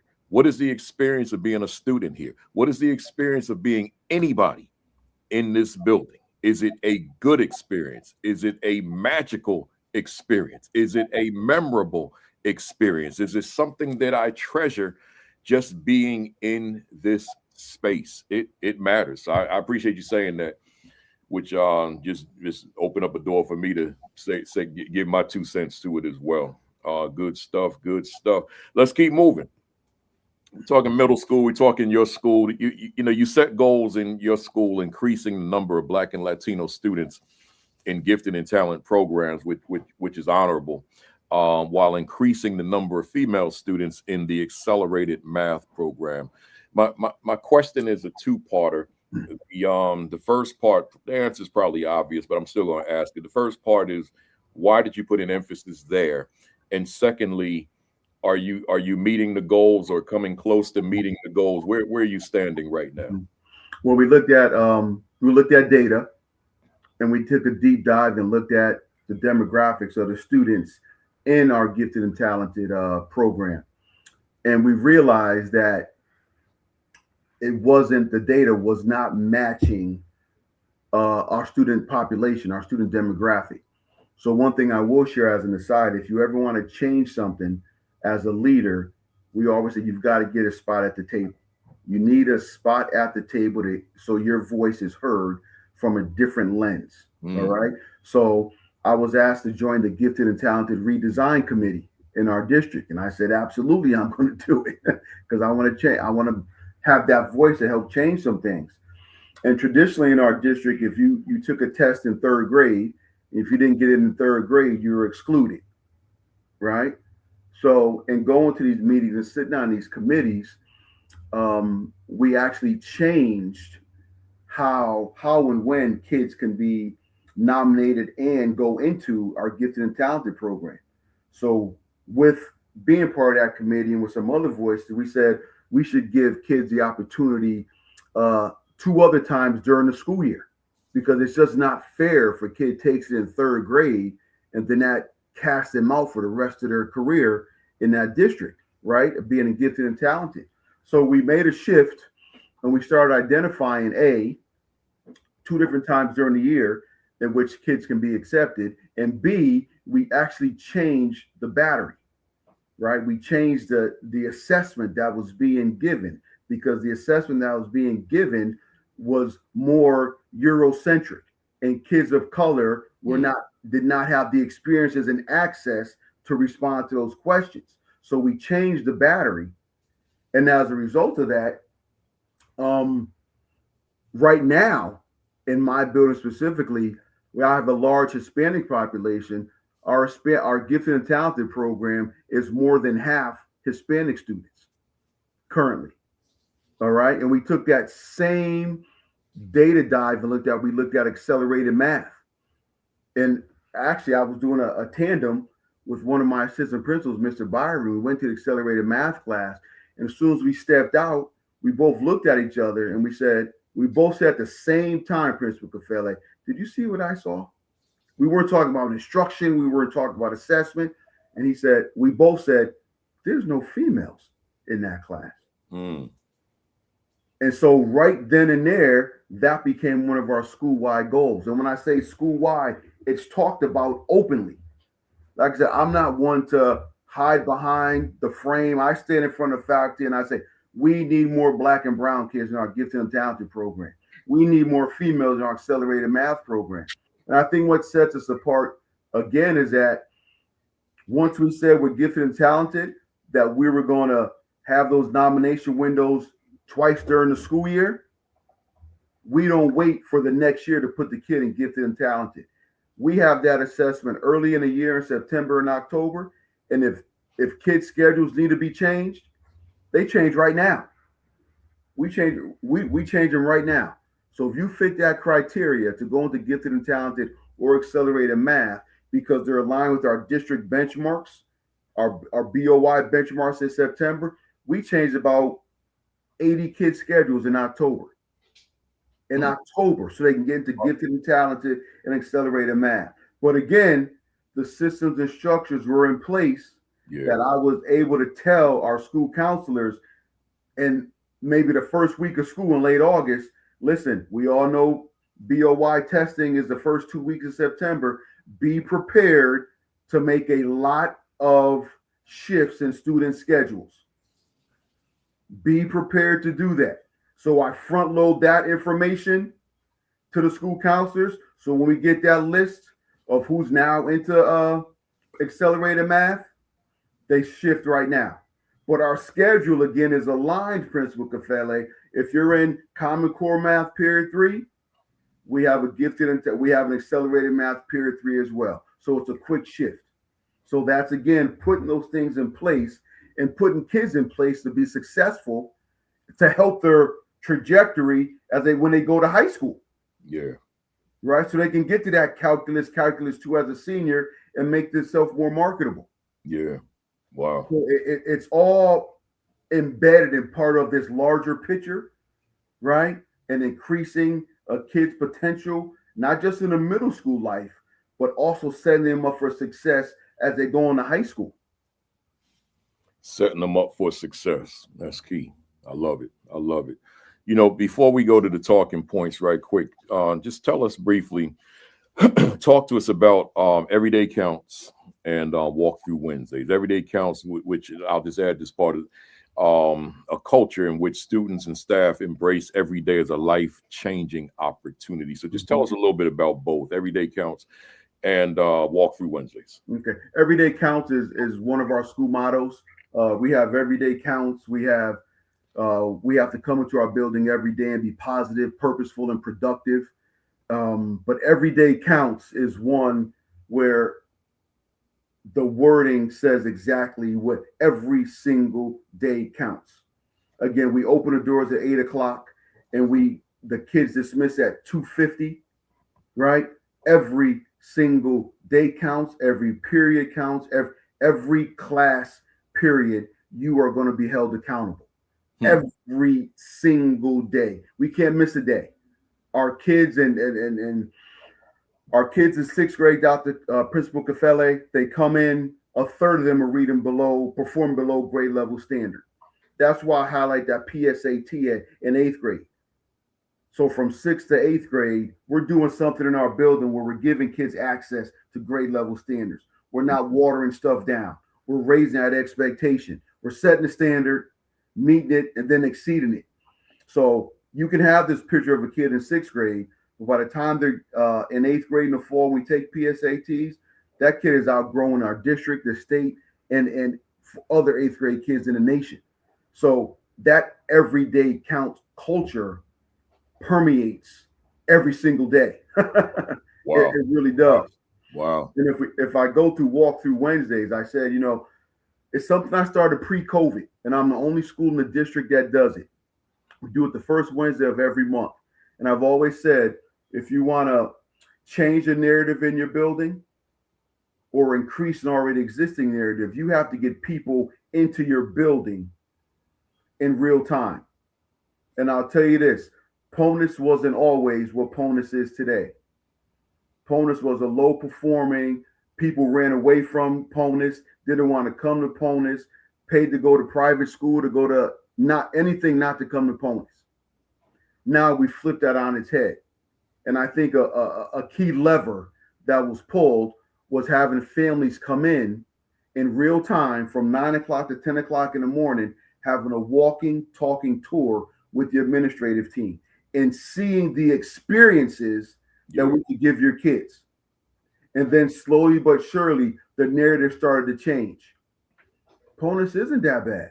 They offer this, they offer that. And when we just picked up momentum and we're just riding the wave now, but we're still grinding.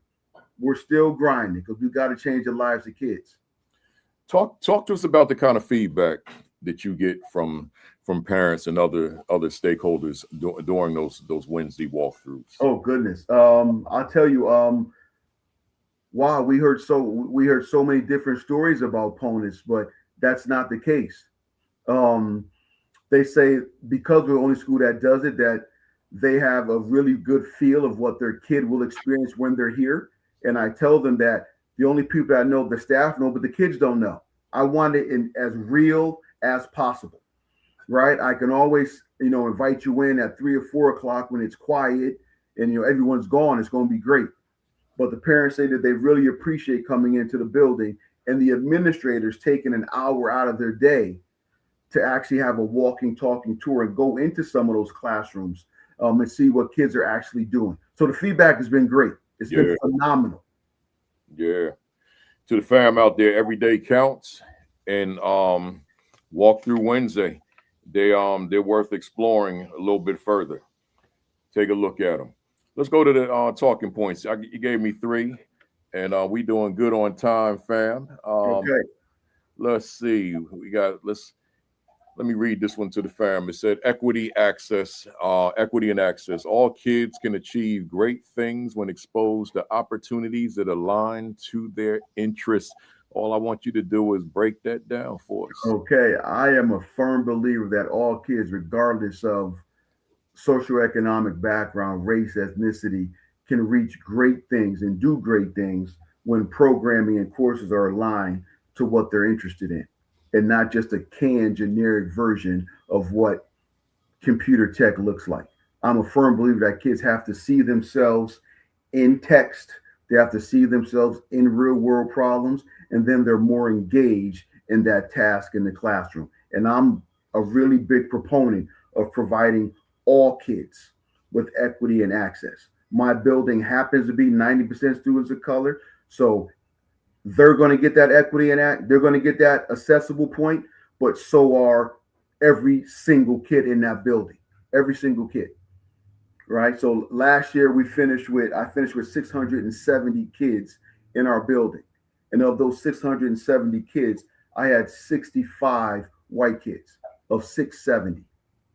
So every single kid, regardless of race and ethnicity, is given the opportunity to take computer science, to take Lego robotics, to take music technology, right? To take cybersecurity solutions.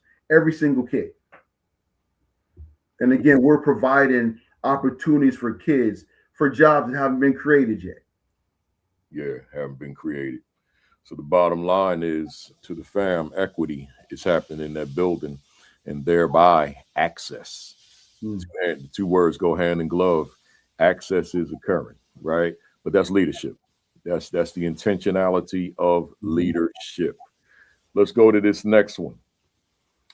Gaps. How do we as leaders, teachers, teach, coach into some of the gaps our kids have? Attitude and mindset, opportunity, and academic. Teachers have to accelerate and intervene simultaneously. What are you saying to us? I'm saying that we all know teachers part art, part science, and teachers are in this conundrum. It's a good conundrum where they're in the classroom where they have to accelerate the kids that need to be accelerated while also intervening and providing supports for the kids that need the support. But before we take kids to where they need to go, we have to know where kids are. So we have to be able to identify those gaps, whether an academic gap, whether a social gap, whether a behavioral gap, and meet the kids where they are, because the kids are coming in with gaps. They're coming in with gaps. And it's our job as the educators and the leaders to coach into those gaps, find out where they are, spend time with the kids. One of our, another mantra in our building is the acronym RBC, and it's relationships before content. Not relationships instead of content, but relationships before content. So how do you know the mindset of your student or students when they come into that classroom? And how are you going to differentiate your approach to that student knowing said mindset? And we talked about coaching about an hour ago. It's the same principle, Principal Kafele. It's I can approach this kid with a firm hand and I'm going to get a response from him. Whereas the other kid, I'm going to have to put my arm around him and talk to him in a more coaching, consoling, supportive way to get that same result. So we have to differentiate our approach depending on where that kid's mindset is. And I believe changing a kid's mindset is going to change their achievement on the other end. Because once a kid knows that you care for them and you love them, they're going to go for a wall. They'll go through a wall for you. They will go through a wall for you once they know that you truly care about them and their stake in life. My motto has been for a long time: change the attitude and the content will take care of itself. That's it. Let's go to this last one. Culturally competent staff, coaching staff to understand where our kids come from, while also upholding the academic rigor and expectations in the classroom. I say everything short of, I'm always looking to hire competent qualified staff of color. My school's 90% students of color. I feel it's important that our kids see themselves in teachers and in leadership in our building. I really think that's important. I know it's important. Absolutely. But on top of that, if I cannot hire a qualified and competent teacher of color, I have to know that who I'm hiring is culturally competent. They have to understand. In every interview I have, Principal Kafele, I tell prospective teachers our demographics, our free reduced lunch numbers. I'm upfront, I'm transparent about it, because I need to know that in order for you to get a kid where he needs to go, you've got to know where they're coming from. You've got to know where they're coming from. And you have to understand that if Billy, who lives in public housing, had to sleep in the bathtub last night because they were shooting in the courtyard, and he sleeps on the top of the bunk, and his bunk is right by the window. But Billy doesn't have his homework the next day because they were shooting in the neighborhood. You've got to understand that. Yeah. You've got to understand that. And I'm not saying it's an excuse, but you have to be competent enough to know what Billy may be going through. Or Billy may fall asleep in your class every first period. Instead of giving him detention, just ask a question. What's going on? I haven't eaten breakfast. Yep. That one thing can change Billy's life. It really could. Yep. But we have to spend time getting to know that and putting that RBC, that relationships before content, not instead of content, but getting to know who's sitting in front of you. You know, that word you use, understand. I like to make this comparison between understanding and knowing. And I say there's so much more value in understanding something than just to know it. So I may know that there's certain things happening in the community, but do I understand why they're happening? Do I understand the dynamic? Do I understand the consequence to, in this case, the youngster, right? So that's that deeper understand, deeper knowledge, deeper comprehension, deeper thinking for one to do. So to the leadership fam out there, glad that Dr. Lewis mentioned that about understanding. You got to hold yourselves and your staff accountable for having understanding. Right, like in that whole workshop that I do, when I talked about what do I feel welcome here? Do I belong here? Do I feel valued? It's actually 15 questions, but one of the 14th question, I know that's probably the sole one I know the number because it's so significant. The 14th question is the student asking the question, do you understand my truth? Right, and so it's one thing to know your truth. But it's another thing to understand, because know is like it's right here, but understand is layers, right? And do I have understanding of what it is to walk in your shoes, right? So that scenario that you gave with shootings going on outside of the home, right, in the courtyard, wherever it is, do I really understand the consequences of that for a child, given that I don't know that life? Am I still holding you accountable for last night's homework, right? Do I have the kind of relationship with you that you would even feel willing to disclose to me what life was last night over the past 24 hours? So do I have that understanding? I love everything you said, because it's so critical. And that's and to the leaders out there, and particularly the newer ones, or even the veterans who have forgotten, these are conversations we have to have with teachers coming in, because they may not be knowledgeable, and never ever get caught up into, because the children are Black and the teachers are Black, that Black teacher is well informed, because that may not be the case. That teacher may be uninformed, and now instead of connecting in that classroom, we may be missing one another, because we made an assumption that Black-skinned students, Black-skinned teacher, oh, they know. No, not necessarily. Right. So lot there. I love it. So let's transition to our rapid fire, and that'll bring us right to the end. I call these my BAM impact questions. And these are just a one sentence or a phrase or a word. If you find yourself inserting a comma too long, right? So these are just here we go. I got 21. Do you feel that education is currently on the right path for underserved children?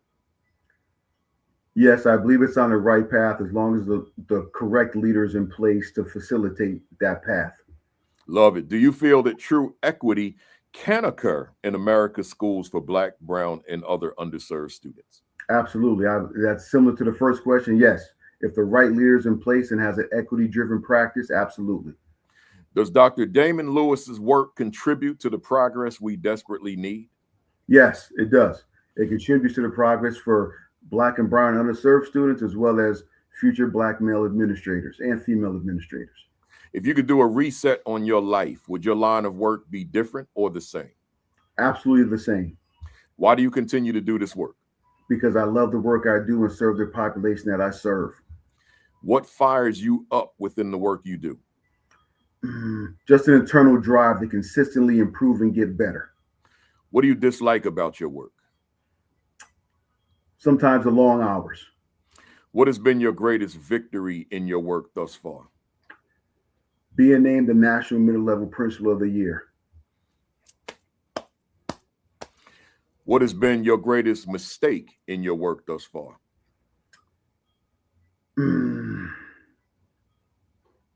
Maybe taking a position at too young of an age. What has been your greatest challenge in your work thus far?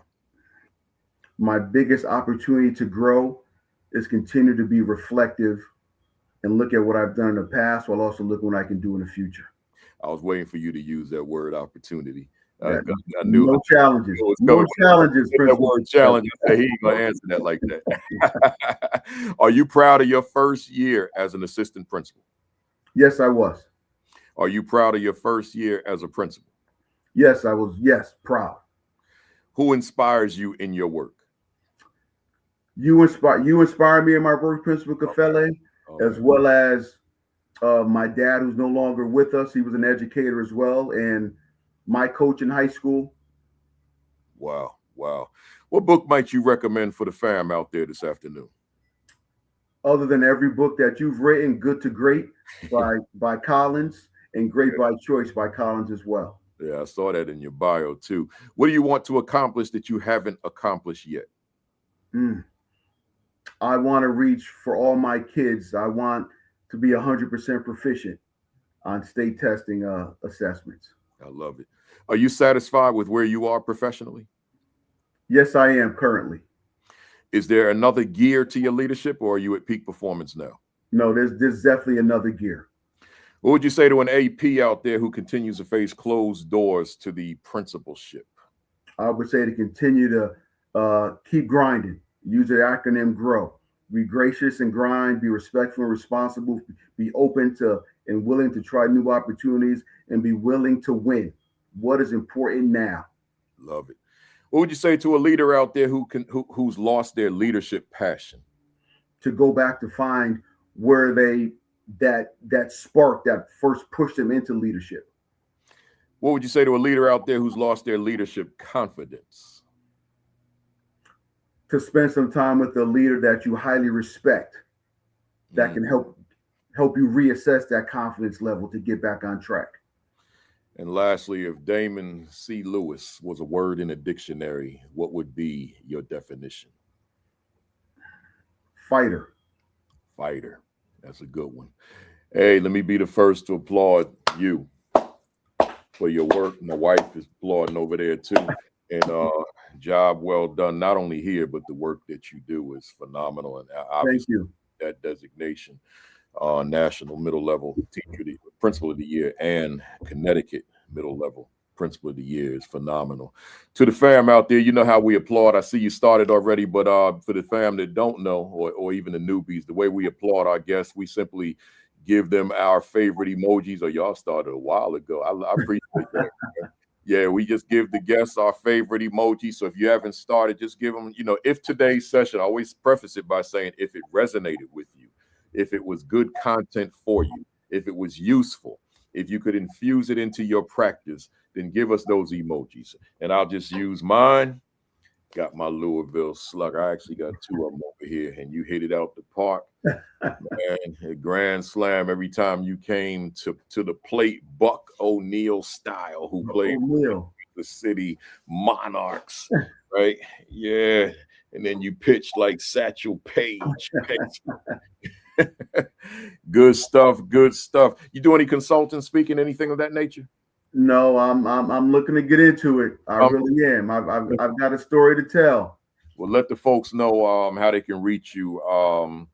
Any social media? I couldn't find you on social media. You might be using different letters and all that, but no, I have. I just started an Instagram page maybe 2 months ago. That's it, and it's at Dr. Damon Lewis.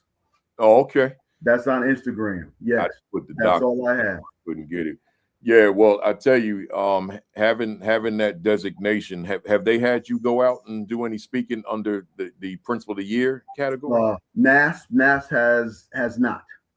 Okay. No, I'd love to get into it. Yeah, because I always talk about, and I always say I want to let people know that are in urban environments and in urban districts that it's possible. It's possible. I'm starting something with my state association, Urban Leaders Action Network, and we're starting that. Our first session is April 28th, so I'm facilitating that.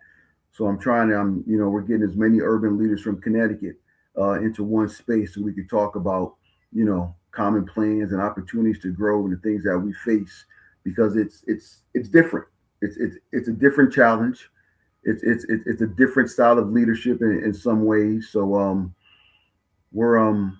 I'm trying to get myself out there. Yeah, well, this my brother right here, my brother from another mother, Josh Tovar, and he said you need to get on social media to promote your vision.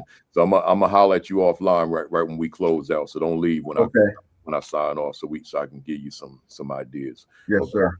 Yeah, keep them emojis coming, y'all. I see you. I see you. I see you. I appreciate it. Hey, let me close this out. First, Doc, any parting words to the fam out there? Just thank you for listening today. Thank you for watching. I'm hoping that something I said may have resonated with you, as Principal Kafele said. Something that you can take back to your learning community and your organization to push that continuous improvement initiative forward. That one initiative, continuous improvement, falls in many buckets, but you've got to continuously improve, right? Progress, not perfection. Yeah, there you go. There you go. Love it, love it, love it. Hey, well, I appreciate you. Oh, did you give your contact information? Anybody want to get in touch with you? Email is lewisd@norwalkps.org, lewisd@norwalkps.org, and Instagram handle is at Dr. Damon Lewis. Yeah, and use that one, folks, so you don't flood up his work email. Out to him. Use that Instagram handle, and I'm sure you would be willing to come out and do a keynote, do a workshop. Absolutely. Yeah. So he's a speaker, y'all. Right. Yeah. So yeah. So if you want to use his services, reach out. Superintendents that will see this or who are on to come in and talk to your principals. Here's your guy right here. Right. So let me close this out. You stay there though. Hey, to the fam out there, appreciate you being here. We're closing out week number 310 consecutively. So those of you who have been with us from the beginning, thank you. We appreciate it. The anniversary is coming up the first Saturday in May, and I'll be going back to solos every first Saturday, and I'm gonna do those indefinitely because I got a lot to talk about on them solo sessions. So the first Saturday in May, we back on solos for first Saturday. Next week, 3/11, we got Dr. Mark Abraham will be in the building. So tune in for that. Week number 3/11, Dr. Mark Abraham. Secondly, every Saturday morning, Super Saturday, Sean Hurt at 10 o'clock. These are all Facebook Live, as I say, every week, followed by Create and Educate with Dr. Sheikah Houston and Dr. Tammy Taylor at 10:30. And then AP New Principals Academy with yours truly at 11 o'clock. And then rounding out the Sunday, where we now call all of us the Fantastic Four, PGP podcast with my brother, Josh Tovar and Dr. Madi Moreno, Sundays at 6 o'clock Eastern time, right? Don't forget, y'all, it's been out for a year now, but I'm gonna keep on pushing, right? What is my value instructionally to the teachers I supervise? Get yourself a copy. Go to Amazon right now. Go to ascd.org right now. Get yourself a copy. Don't forget about the ISTE ASCD conference in Orlando, 628 through 630. Go to ascd.org. I'm doing a pre-conference on leadership. I'll give you the exact title next week. I forgot. It's because it's so far away. It's not on the top of the dome right now, but you can register now. Just go to ascd.org and look for the annual conference, and then go to the pre-conference and select mine and join me. We'll be doing 5 hours from 8 to 1 talking leadership, right? So that's a long session. But then we want you to come to Savannah, Georgia. So you're down there in Orlando, stay down there, and then come on up to Georgia on July 9 and 10. You know, I'm just joking. July 9 and 10, Savannah, 9th annual School Leadership Institute with Principal Kafele. July 9 and 10. We're going to go 9 to 4 both days. Want to see you in the building. Subscribe to the AP New Principals Academy YouTube channel. We got 25,100 subscribers. Let's bring it up to 25,200, right? So make sure you subscribe. Visit principalkafele.com for any additional resources. By the way, I forgot to say, if you want to, if you're looking to register for the July 9 and 10 School Leadership Institute, go to principalkafele.com and scroll down on the homepage and you'll see it. Click the link and then you go on and register. And then finally, folks, your diet, your exercise, and your virus precautions, as I've been saying every week for the past 309 weeks. Make sure that you're taking care of yourselves. With that being said, to my Christian brothers and sisters out there, happy Easter to you.